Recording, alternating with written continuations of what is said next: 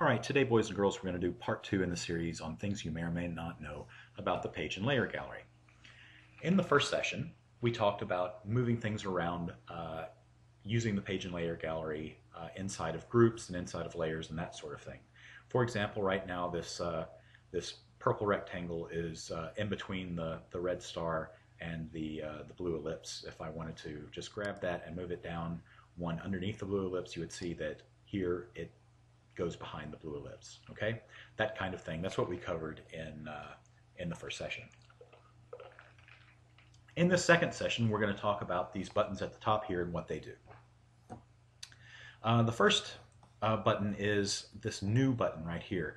And I call it a new button because it's depending on what you have clicked here. For example, a layer. If I click this, I would get a new layer. Now these are blank layers, right? So bing, all of a sudden a blank new layer pops up and you can name it. All right. I'm going to press the delete button for now and that will go away. Right? That's what the delete button does. Anyway, if I were on the page, if I had the page highlighted and hit this button, the new button becomes new page. If I click on that, I get a blank new page. And I'll go ahead and hit delete and show that that disappears. Now this also works, or I'm sorry, and then the next thing I want to talk about is the duplicate button.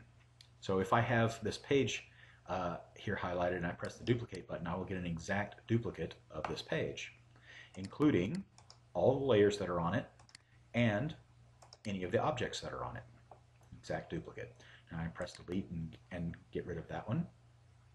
Or I could, for example, I could duplicate a layer and it would duplicate. In this case, let me show you that I can also duplicate groups, right? If I have this group highlighted and press the duplicate button, all of a sudden I get a duplicate group, all right? And I can delete that. Now, one thing that I can't do with that duplicate button is duplicate shapes inside of groups, okay? If it was outside of a group, yes. But inside of a group, I can't do it. So I've got this rectangle, the purple rectangle highlighted inside of this group, and you'll notice that the duplicate button is not highlighted. Now, if I were to come along and draw, whoops, I accidentally put that someplace that I didn't want it to be on the named colors.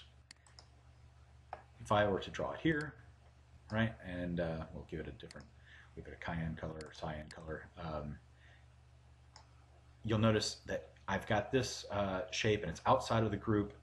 This I can duplicate. The duplicate button is there. So if I press the duplicate button, I get a second one. Yeah?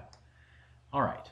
So hold down the shift key to highlight both of them at once and press the delete button and those go away. All right. So that's the new button, the duplicate button, and the delete button. One thing that's interesting here is if I were to highlight the page and click on this properties, it comes up with page properties, right? And you'll see the page properties come up. This is, again, at the page level, but from here you can click on these other tabs to get to website properties and publish properties, etc., etc. Here you can enter in your page name and etc., etc., which you've probably seen all this before. One thing that you may not have seen is layer properties. If I were to go down to a layer and click on it and click on the properties, this becomes, as you can see from the tooltip, says layer properties. If I click on that, the layer properties come up and you can change the name of the layer, change whether it's visible and editable, that kind of thing. But one thing that you may not know is from here you can do a couple other things. You can hit the guide properties and you can see here are the radio buttons for horizontal or vertical guidelines, and you can see the positions of all of my horizontal guidelines right here, or here are my vertical guidelines. Now this is kind of interesting in that you can put them in exact positions, right? So here I have one at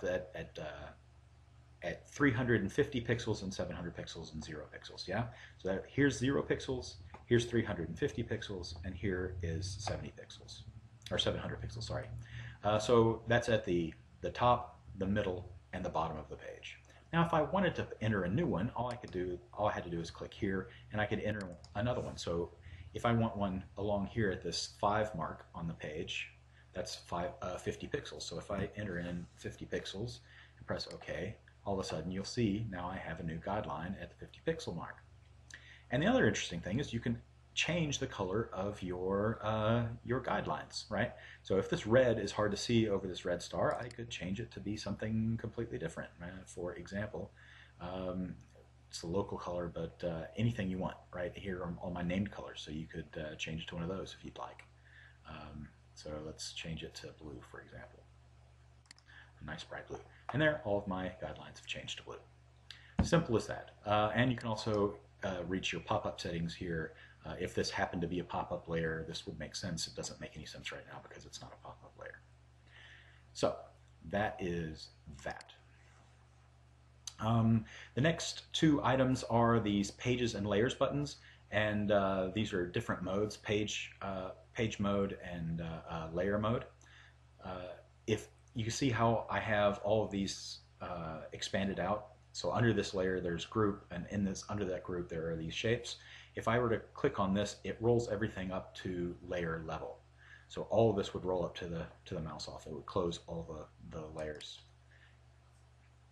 up to this level. Yeah. Same works here with same works here on pages. If I click on pages, all of these layers would roll up into this page. Boom. There we go. Okay, just some kind of useful tools if that's something you need to work with. And then the other thing that is interesting is, let me draw another object on the page, and let me go up to pages level. So you're not seeing this.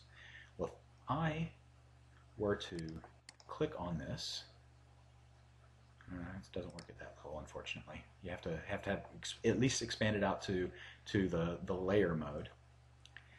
And I've got this object highlighted on the page. If I click on locate, it will show me where this rectangle is located in my layers. So if I click on locate, boom, there I am. I'm highlighted on that rectangle under the mouse off layer, which is pretty handy if you want to work on things individually but can't find it because you have hundreds of objects on a page, yeah, or in a layer.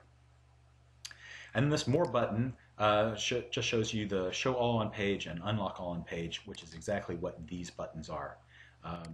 So that would show you all the things on the page. Right now I have some named colors hidden here. Mouse over is hidden, but there's nothing on that layer, right?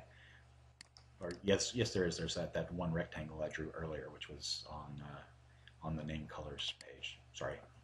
And then unlock all is this key. So right now I have named colors locked, but that would unlock it, at least temporarily, until I retoggle it again.